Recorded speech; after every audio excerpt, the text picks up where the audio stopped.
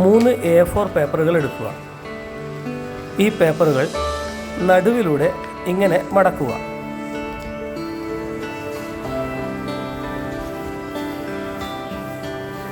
ഇതിനെ നമുക്ക് കത്രിക ഉപയോഗിച്ച് 2 കഷ്ണങ്ങളാക്കി മാറ്റാം.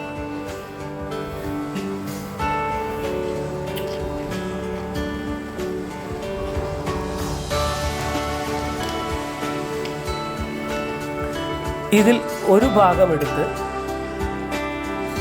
അതിനെ നടുവിലൂടെ ഇതുപോലെ മടക്കി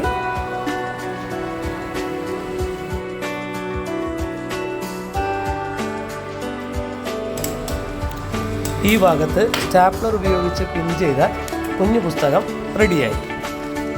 3 A4 പേപ്പറുകൾ ഉപയോഗിച്ച് നമുക്ക് 2 കുഞ്ഞു പുസ്തകങ്ങൾ തയ്യാറാക്കാൻ കഴിയും.